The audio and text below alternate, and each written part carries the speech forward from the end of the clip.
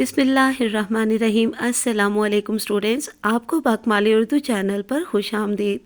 Students, हम जमात नाहुम और जमात दाहुम की दरसी किताबें जो हैं वो मुकम्मल तौर पर पढ़ चुके हैं।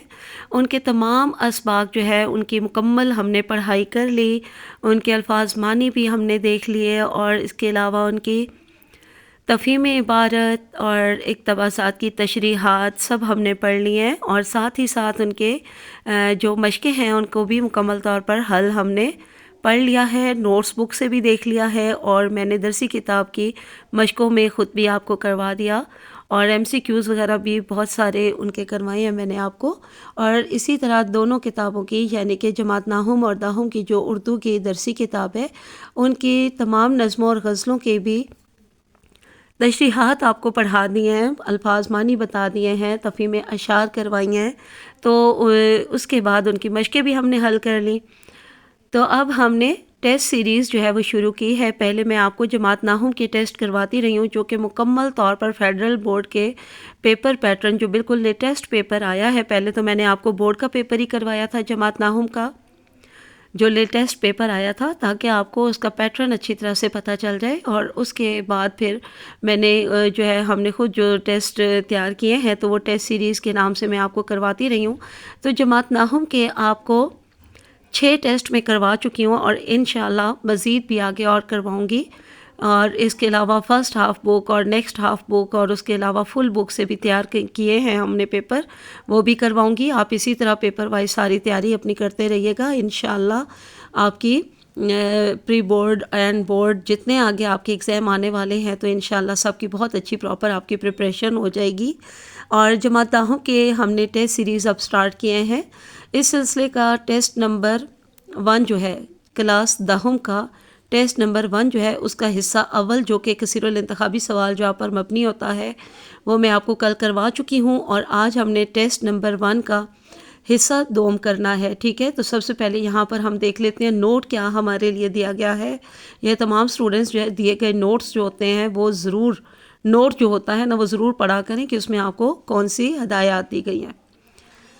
हिस्सा दोम और सोम में दिए गए सवालात के जवाबात अलहदा से मुहैया की गई जवाबी कॉपी पर दें। आपके जवाबात साफ़ और वाज़े होने चाहिए, यानी कि इंतहाई नीट एंड क्लीन लिखा करें। आपका जो पेपर है उसकी प्रेजेंटेशन जो है ना वो कमाल की होनी चाहिए, बहुत ही अच्छी होनी चाहिए, ताकि उसका फ़र्स्ट इम्प्रेशन ही जो है वो आपके लिए एक अच्छे नंबर का जो है वो ज़ामिन बन जाए। ठीक है, तो चलिए अब हम देखते हैं जमात दाहुम के जो उर्दू का फेडरल बोर्ड का उर्दू का पेपर है उसकी मुकम्मल तैयारी के लिए जो हमने फेडरल बोर्ड के पेपर पैटर्न के मुताबिक टेस्ट सीरीज़ शुरू की है, इसमें हम अब हिस्सा 2 देखें और समझेंगे।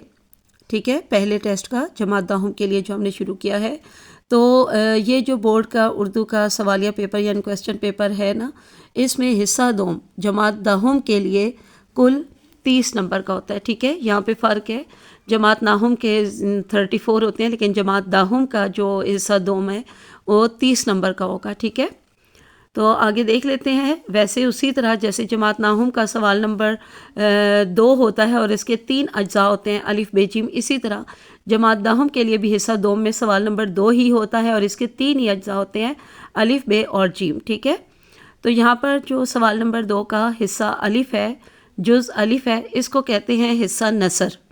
ठीक है, तो यहाँ पर आपको एक इबारत दी गई है, दर्ज झेल इबारत को गौर से पढ़ें और नीचे दिए गए सवालात में से 8 के जवाबात अपने अल्फाज में लिखें। तो ये यहाँ पे गलती है, ये 8 नहीं 7 सवालात के हैं। ठीक है, 8 जो है वो 9th क्लास के आते हैं जमात नाहुम के, तो उनका फिर इसीलिए 16 नंबर का होता है, लेकिन जमात दाहुम के लिए 7 सवालात के जवाबात जो है वो लिखने होते हैं और हर जवाब जो है वो 2-2 नंबर का होता है, तो इसीलिए ये कुल 14 नंबर का ये सवाल होता है जमात दाहुम में।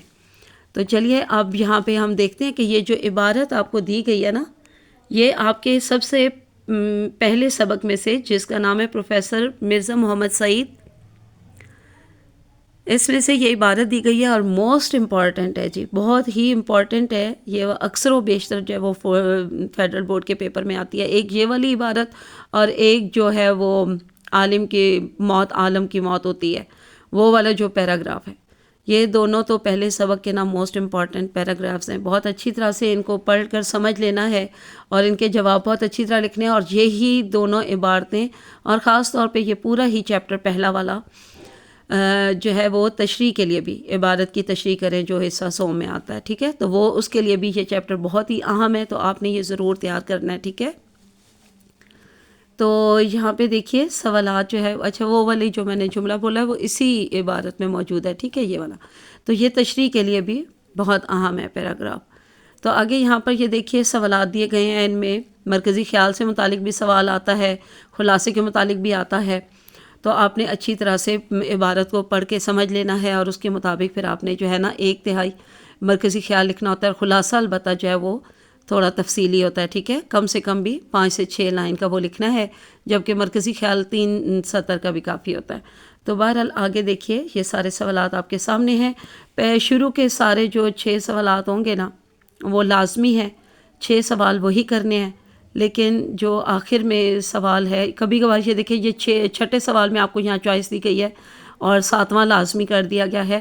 اور زیادہ تر جو ہے وہ آخری سوال جو ہوتا ہے اس میں آپ کو آپشن دیا جاتا ہے، چوائس دی جاتی ہے. یعنی اس میں 2 سوال ہوتے ہیں اور ان میں سے کوئی ایک کرنا ہوتا ہے.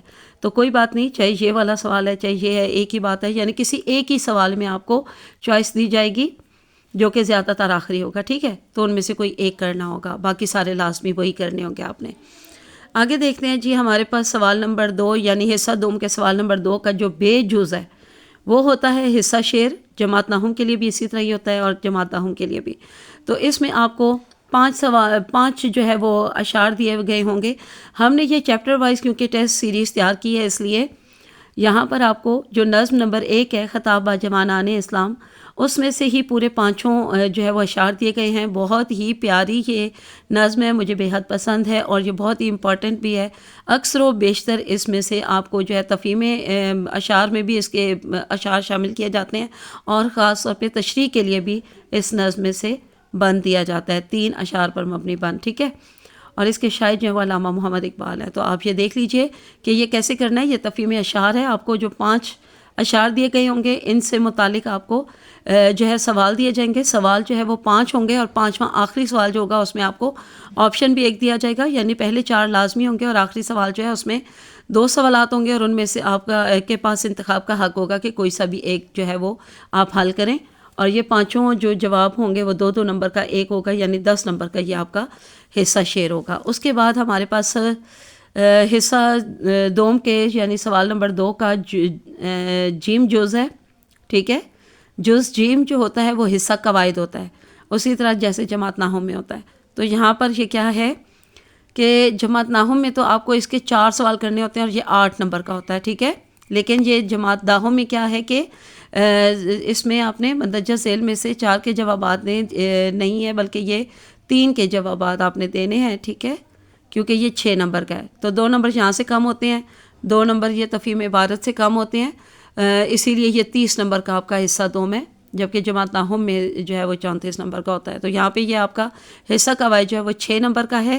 اس میں آپ نے 3 سوالات جو ہے وہ حل کرنے ہوتے ہیں اور جو چوتھا سوال ہوگا اس میں آپ کو آپشن ملا ہوا ہوگا تو اس میں سے کوئی ایک آپ نے جواب لکھنا ہوگا. تو یہ اچھی طرح سے آپ نے کرنے ہیں. حصہ قواعد میں آپ نے تعریفیں تحریر کرنی ہوتی ہیں اور ان تعریفوں کے ساتھ ساتھ آپ نے تعریفوں میں جو ہے وہ لغوی معنی، اصطلاحی معنی، مجازی معنی لازمی لکھا کریں، لازمی یاد کیا کریں. ان سے متعلق بہت سارے MCQs بھی آ جاتے ہیں، تو جب آپ تعریف میں وہ یاد کریں گے تو انشاءاللہ آپ کے MCQs بھی تیار ہو جائیں گے. اور اس کے علاوہ آپ نے یہ جو حصہ قواعد میں تعریفیں لکھنی ہوتی ہیں تو تعریفوں کے ساتھ مثالیں ضرور دینی ہوتی ہیں. 1 نمبر کی تعریف ہوتی ہے اور 1 نمبر کی مثال ہوتی ہے. ٹھیک ہے، تو مثالیں آپ نے ضرور کرنی ہوتی ہیں.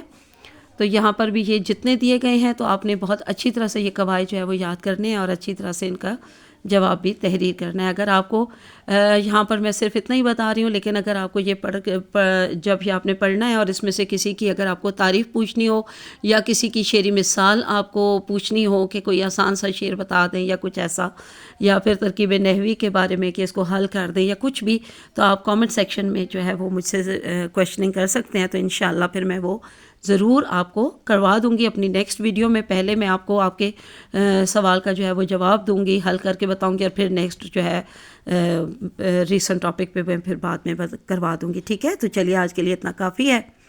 اللہ حافظ اینڈ فی امان اللہ.